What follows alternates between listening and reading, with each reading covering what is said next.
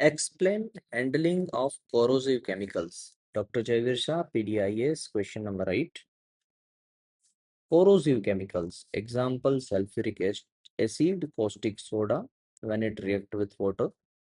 तो sulphuric acid को कभी भी हाथों से ट्रांसफर नहीं करते हैं, कोरोसिव है वो। एंड दूसरा, अ, उसे कंटेनर, वैसे कंटेनर में रखते हैं जो कोरोजन प्रूफ हो, एंटी कोरोसिव मटेरियल से बना हो। कॉस्टिक सोडा को कभी पानी के साथ यूज नहीं करते हैं, अदरवाइज ब्लास्ट हो सकता है बिकॉज वो वायलेट है। ओके, तो ये एग्जांपल हुआ। अब देखते हैं कि इसको हैंडलिंग करने के वक्त क्या क्या चीजें देखी जाती है। नॉलेज एंड ट्रेनिंग, तो वही चीज जो हमने प्रीवियस क्वेश्चन में भी देखी थी कि जो भी इसको हैंडल करने वाला पर्सन है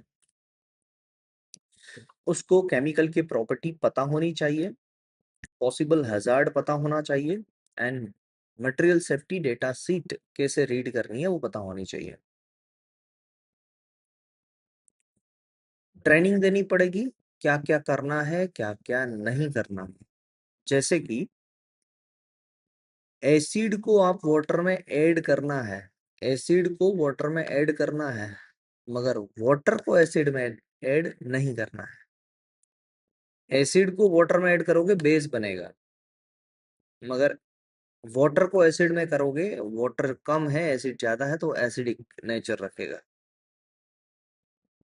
पर्सनल प्रोटेक्टिव इक्विपमेंट पहनने हैं, यहाँ पर अल्कली एंड एसिड को साथ में नहीं रखना है। Resistance gloves, face shield, goggles goggles, apron and gum boots पहनने हैं यहाँ पर। In high risk full chemical suit पहनना है।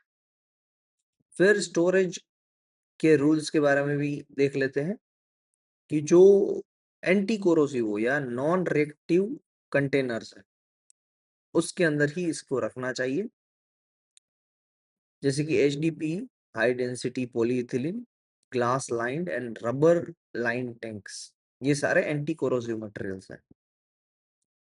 Separate storage for acid and alkaline and acid के लिए सेपरेट स्टोरेज होना चाहिए।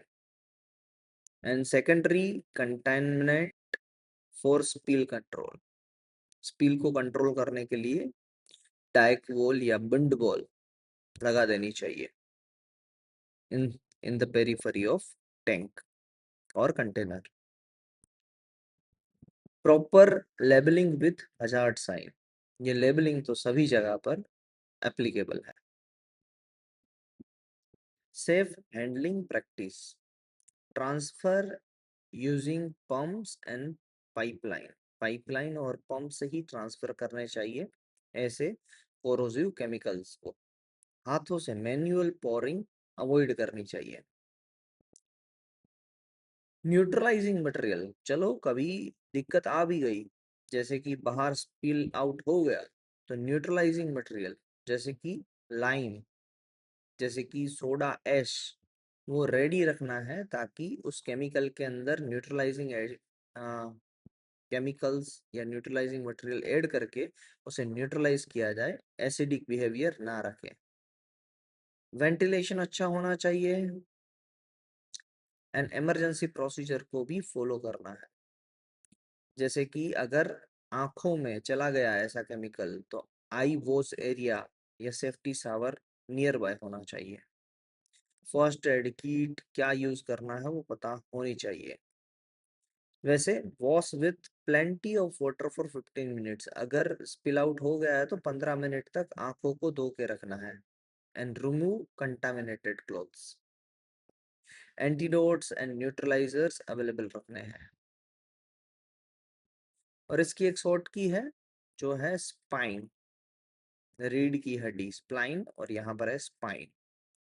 एस से स्टोरेज सेव करो, ऐसे मटेरियल के टैंक में रखो जो एंटी कोरोसिव हो, like rubber material, HDP material. फिर पर्सनल प्रोटेक्टिव इक्विपमेंट पहनो, गम बूट्स भी आ गए इसमें, ग्लव्स और जो पूरा केमिकल सूट है वो भी पहनो। इंस्ट्रक्शन दीजिए, ट्रेनिंग दीजिए कि किस तरीके से चीज़ों को यहाँ पर संभाली जा सकती है in case of hazard. Neutralize material को रेडी रखिए। एंड इमरजेंसी फैसिलिटीज जैसे कि आई वॉश या सावर की फैसिलिटी नियर बाय होना चाहिए। ये है complete explanation of corrosive chemicals को कैसे हैंडल करना है। Have a nice day.